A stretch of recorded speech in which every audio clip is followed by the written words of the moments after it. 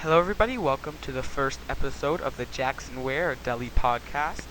And like I said, the audio is going to be a bit fuzzy in this one because I need to get a new cord for it to be able to pick up the other side of the audio. So there will be a fuzz in your left.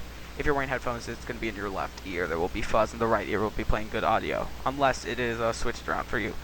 But today, we'll be talking about the mid-season award races using Deli League's story, his top three he put.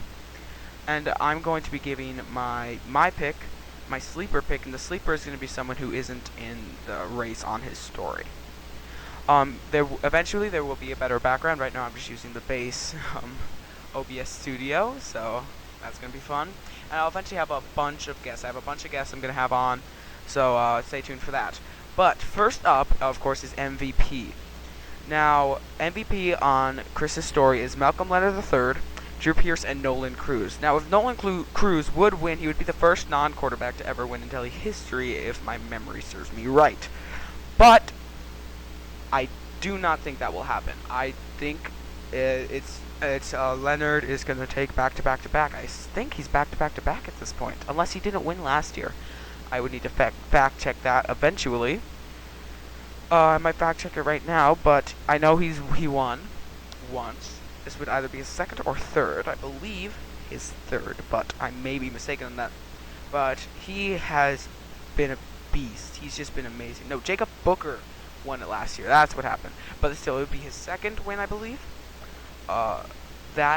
He's a beast. He's been so good. He's very active, and I mean, he's been a legend with Malcolm Leonard Jr., and now Malcolm Leonard III is tearing up the exact same way Jr. did. So I really do think that Leonard III is going to take it this year. Now my sleeper pick, this is a hard one. I'm going to say J.D. Winslow of the Canines. I mean, he has clearly been very good this year. The Canines have really put together a great team this year. Yeah, he would definitely be my sleeper pick for MVP. Okay, next up is Offensive Player of the Year. Nolan Cruz, Kevin Harrison, and Isaiah Parker are the top three. I'm going to give it to Kevin Harrison. I really think that he is one of, if not the best offensive player in the league currently. I can't really see him losing, but I do think Nolan Cruz has made a great case for himself. He's done very well with the Golden Knights this year, and it's really hard to pick against Nolan Cruz, but I think Kevin Harrison is just too good to pick against. And a sleeper pick would be Giles McMaster. I know it sounds like I'm just picking my former teammates here, but Giles has just been consistently amazing if he's active, and he's active this year. So with J.D. Winslow throwing to him, it's just unstoppable. He's an amazing guy. He's a great player, and I don't think that he will be stopped when it comes playoff time. He will be amazing. So I think, yeah, he's definitely going to be my sleeper pick this year. And I think Kevin Harrison will take Offensive Player of the Year. Now for Defensive Player of the Year, the top three is Otto Groman, Luke Castle, and Marius McMaster, I believe is how you say that. Looking at this, I really think this is a really hard one because they're three great players. Otto Groman would be, I want to pick Otto Groman just because he's super young. And it's just be really cool to see someone that young win it, but I really think it's honestly going to be between Luke Castle and Marius. I'm going to give it to... Oh, this is such a hard one because they're both really, really, really good players here. But... this is a really hard one to pick. I'm going to go with Luke Castle. I really think that he is going to take it this year. I don't know if he's won once, but it would be really... I know he's not amazingly liked in the community, but he is undeniably one of the best defensive players in the league, if not all time. He's a great linebacker. He is just insane. I can't see him doing bad ever. I mean, he has gone through a rocky career. He's held out a couple times. He got suspended for steroids, I believe. But I think this is his year. I think this is his year to win. And a sleeper pick, I'm going to say my man. I could go Jackson. No, I'm going to go Michael Lawson. He is he's a very like hybrid type of player. He's listed as pass coverage, but he's a great run stopper. He gets the tackles. He's locked down every part of the field. I really think that he'll be in this top 3 sooner or later. He's very active. He's just an amazing player. So my pick would be Luke Castle, but a sleeper would be Michael Lawson. Now for Rookie of the Year, Tyler Master Jr., Miles Howard, and Tavio Goodwin. I think that's how you say it. Oh, 3 amazing quarterbacks here. Tyler Master Jr. Tyler Master was a legend. His dad was a legend, and I really think Tyler Master Jr. is something else. But I'm gonna go controversially, and I'm gonna say Miles Howard. Miles Howard, looking at this, he really has turned the Sparks around. They've been a really good team this year with him. Duke Castle has contributed to that, but I really think Miles Howard at the helm is just one of the best, if not the best, young quarterback in the league right now. I say rookie because Malcolm Leonard is definitely the best young quarterback right now. He's a great player. I just keep wanting to say Tyler Master Jr., but I'm going to have to go with Miles Howard just because he's really turned that team around and is taking them to a great place. And I think if he stays active, he will be one of the next like Deli great quarterbacks. And a sleeper pick that is not in here right now would be Rio Fullbuster, number 1 ranked prospect, very active guy. He seems like a really nice guy. I really think he'll be in here eventually. He's doing a great job with the dimes. He's really stepped into a situation that maybe not have been the best. They were 8-8. They were kind of looking like shaky, but they really have turned themselves around. They're looking to be a really good team in the future. So I'm going to go with Miles Howard as my pick, but Rio Fullbuster as a sleeper. Offensive Rookie of the Year is Tyler Master Jr., Rio Fullbuster, and Tavio Goodwin. I'm going to go with Tyler Master Jr. here because, I mean, he's still an amazing player. He's probably my second pick, definitely my second pick for Rookie of the Year behind Miles Howard. So I'm going to go with him here at Offensive Rookie of the Year. And for a sleeper pick, I'm going to have to go with... Oh, this is a hard one. There's just so many really good offensive rookies. Just in general, there's a lot of really good rookies. It's hard to just pick one. Oh my god. I'm going to go with Josh Harrison from the Sandstorms. He's been a really big surprise. Not surprise me, like a great player. He's done really well with the Sandstorms, and he's helping Tathan Carter progress really well. He's making an impact, so he'd probably be a big sleeper for that. So I'm going to go with Tyler Master Jr. for my pick for Offensive Rookie of the Year, and Josh Harrison as my sleeper pick. Now for Defensive Rookie of the Year, it's Emmanuel Moon, Taymor. I'm not even going to try to say his last name, but he's in Hooters. I know that because I saw it on Chris's story. He's a linebacker, I'm pretty sure. And Cade Barnes. This is another one because all 3 of these people are really good players. Cade Barnes making a good impact on a really good Monarchs team. So it's hard to pick against him, but I think he's just really he's surrounded by a lot of good defensive players, so I guess you can contribute that a little bit to his success. But he's still an amazing player. I'm going to go with Emmanuel Moon just because he's a great player. Looking at his stats, he's just been really good. Looking at all his player of the games, he's a really good player. A sleeper pick. I don't even know who to go sleeper here. Like, oh god, there's so many. Like I said, so many good rookies this year that it's hard to really pick one. So I'm gonna look at the draft class sheet really quickly, just to look at to look at all of them to kind of find one. There's so many good ones. But, oh, man, I found it. I found who I was thinking of. Tyson Eubanks, 100%, my sleeper pick. I'm surprised he's not in there right now. He was a 4th-ranked prospect. He just, I'm struggling to find words here. He's a great guy. Great guy to watch, to play. He's just like, God, I'm at a loss for words now. My brain is melting. He's a great player, I'll say that. So my sleeper pick would be Tyson Eubanks, and my pick would be Emmanuel Moon. Most improved player, King Jack Jr. Ware. Ware and okay, I'm chugging. We're Sage, say that. Isaiah Parker, King Jack Jr. 100% there.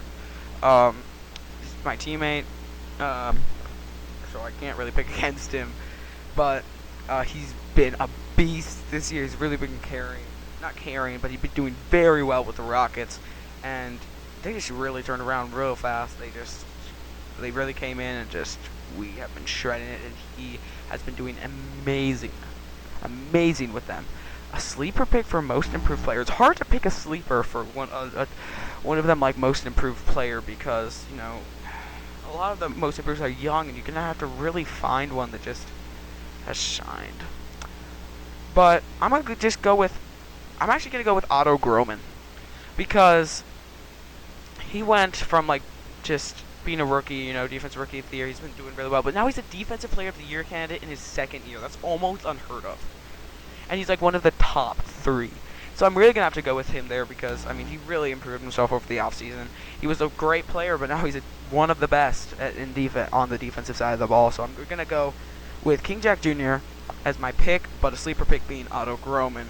GM of the year: California Canines, Los Angeles Stars, and the San Diego Venom.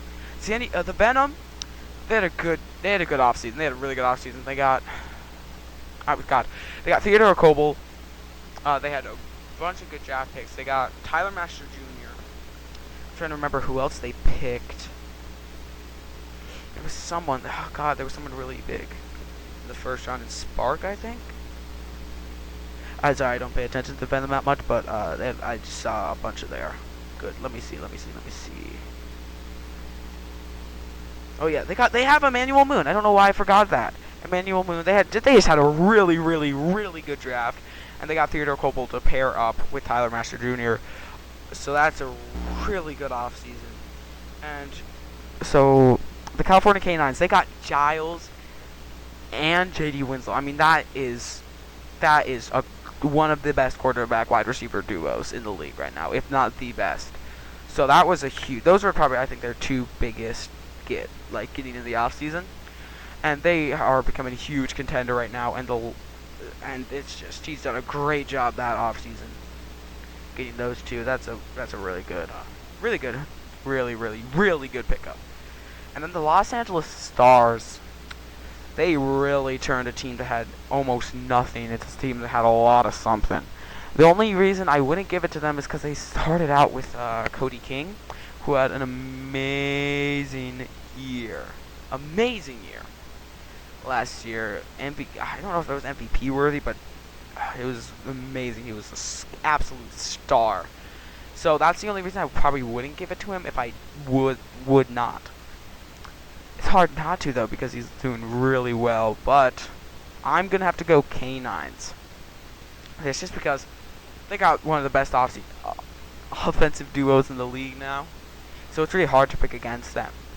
Now, for a sleeper pick, it's like I don't know what to do for a sleeper pick, just because there's not a lot to pick, But honestly, I'm trying to think, because those top 3 are really, in my mind, the ones that have really done an amazing job in the offseason. I'm thinking Rockets, Hounds. Hounds got me. Rockets, I don't know if Rockets really added anyone in the offseason, at least to my knowledge. They're just doing really. I'm just gonna go with the Hounds. If they got, it's hard to do that because they were an expansion team, so they really never improved the team. But they went from not playing to being pretty good. They were 5-3 right now. They got Reed Groves. They got me. They've really just done a great job with the team. So I'm gonna give a sleeper pick just to I don't know if an expansion team can really win GM of the year, but I'll give it to the Hounds as a sleeper pick. So my pick would be the Canines, but the sleeper would be the Hounds. Most active: J.D. Winslow, Jacob King Jr., and weren't in Sage. Just gonna say Sage. Oh God, that's a hard one. Because J.D. Winslow's very active, and so is Jacob King Jr. But I'm gonna give it to J.D. Winslow.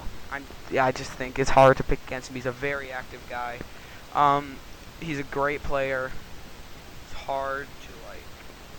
kind of hard to determine most active guy, because it's you're even like if you're not on their team, it's hard to do it because you don't know what's going on in that GC. So you don't know if he's not because he could post a lot, but he could just hop on, post, get off forever, or he could never post but be very active in the GC and like everyone else.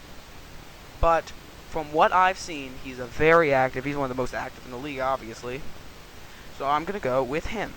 I'm definitely gonna go with JD Winslow. Now for sleeper pick, it's hard to pick a most active, so it's especially hard to pick a sleeper for most active. I'm gonna go sleeper Michael Lawson. I'm gonna go Michael Lawson because I know he's in really. I'm just trying to go with people I know are active 100%, and I know he's very, very active. He's posted a decent amount throughout the season. I could just say myself, but then it'd probably be biased. But Michael Lawson, he's been posting a good amount. He's been talking to me, so I know he's been active a lot. So I'm gonna have to go with Michael Lawson as a sleeper pick there. So my pick would be JD Winslow, sorry, and a sleeper would be Michael Lawson. Now looking at that should be everything. So thank you for watching this first episode of the Ware Deli podcast, and I'll try to spunk it up, make it look a lot more eye-pleasing rather than just an infinite amount of OBS screens. And eventually I'm going to have a podcast with a bunch of people on it. Like, not a bunch, probably like 2 to 3, maybe 4 people. I'll try to get as many people as I can on one of these, and then we'll just have like a big discussion. I have a bunch of people who have said they want to be on it, so look out for that, and I will see you guys in the next one.